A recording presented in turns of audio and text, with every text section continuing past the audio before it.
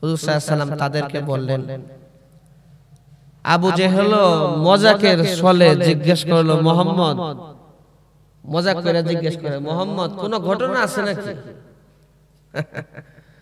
আবু জেহেল মজাক করে আল্লাহ রাসূলের সাথে, নাউযু বিল্লাহি মিন যালিক।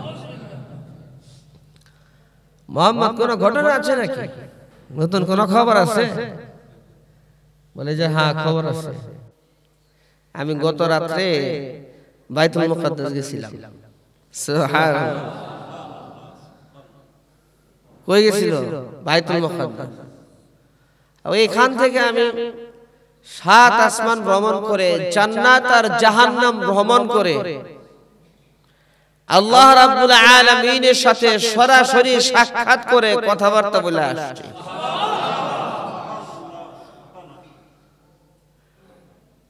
আবু জেহেল কয়, এত দিনে পাইছি, এইবার এরকম সুযোগ আর হয় নাই।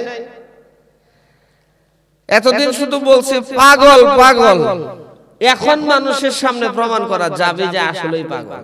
নাউজুবিল্লাহ বলে। ভাই এখানে বসে,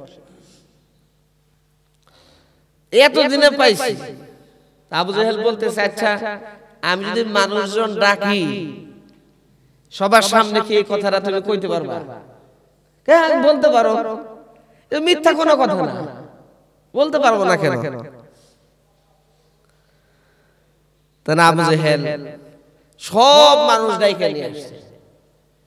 আবু জেহেলের চিন্তা হইলো যে এইবার মুহাম্মদ যে পাগল, সে যে মিথ্যা কথা কয়, এবার প্রমাণ করা যাবে। সব মানুষ ডাইকে নিয়ে আসছে। তখন তো অল্প কিছু মানুষ মুসলমান হয়েছে। আবু জেহেল সবাইকে ডাইকে বলতেছে, মুহাম্মদ এইবার কও তোমার কথা কি, গত রাতে কি হইছে?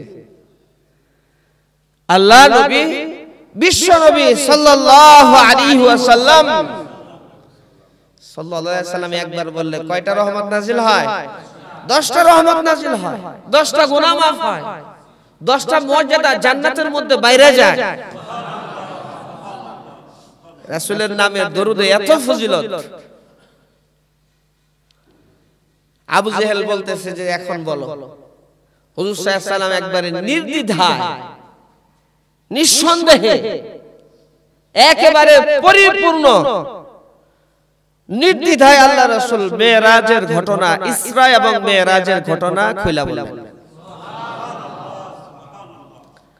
আবু জেহেল তখন হাসতেছিল আর বলতেছিল, মানুষই বলবে এখন। তো মানুষজন অনেকে অনেক প্রশ্ন করা আরম্ভ করলো।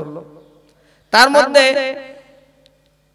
এরকম প্রশ্ন ছিল, অনেকে তো বাইতুল মুকাদ্দাস চিনো যায়, ব্যবসা বাণিজ্যের উদ্দেশ্যে দিকে যায়।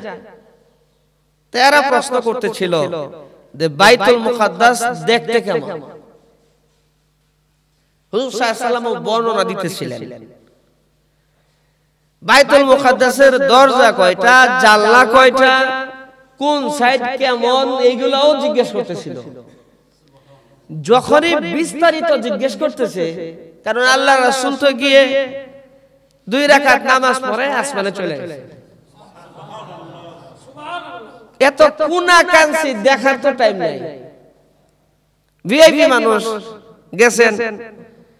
আমাদের এই মসজিদে যদি এমপি মন্ত্রীরা আসে, এরা কি কোনা কাঞ্চি ঘুরা ঘুরা এই কোনা কি আছে, ওই কোনা কি আছে, এত ঘুরা ঘুরা দেখার টাইম আছে?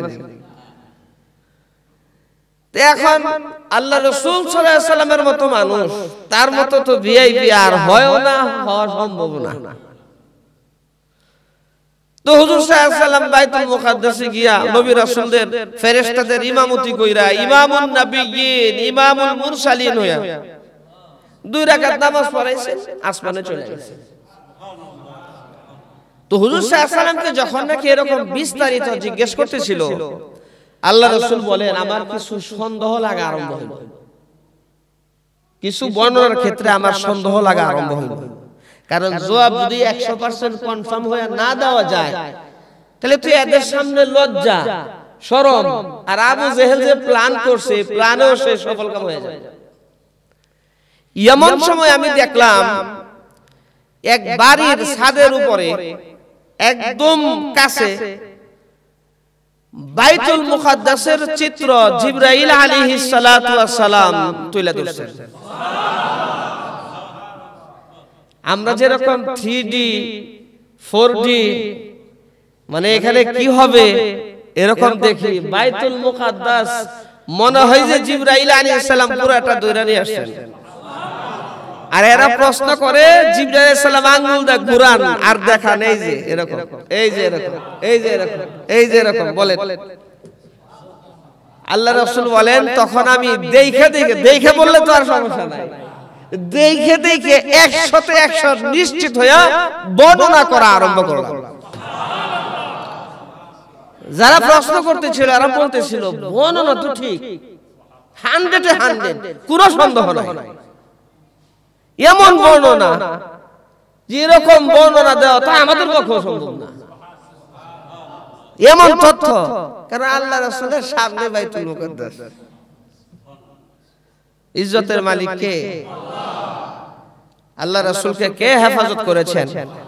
আল্লাহ সুবহানাহু ওয়া তাআলা হেফাজত করেছেন। আল্লাহ নবী বলেন, ও আবু বকর, আমি গত রাত্রে ইসরা আর মিরাজ করেছি, আল্লাহ রাব্বুল আলামিনের বাড়িতে গেছি, আল্লাহ তাআলার সাথে সাক্ষাৎ হয়েছে, মালিকের সাথে সাক্ষাৎ করেছি।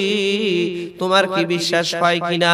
আবু বকর রাদিয়াল্লাহু তাআলা আনহু বলেন, ইয়া রাসূলুল্লাহ, ইয়া হাবিবাল্লাহ, ওই আবু জেহেলের কথা শুনে আপনার কাছে আসছি।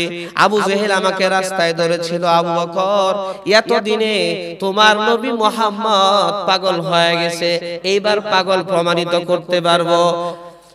আবু বকর শুনো, গত রাত্রে নাকি তোমার নবী মুহাম্মদ মক্কা থেকে বাইতুল মুকাদ্দাস পর্যন্ত ভ্রমণ করেছে, আবার সেইখান থেকে 7 আসমান হয়ে আল্লাহর বাড়ি পর্যন্ত ভ্রমণ করে ডাইরেক্ট আল্লাহ রাব্বুল আলামিনের সাথে কথা বলেছে।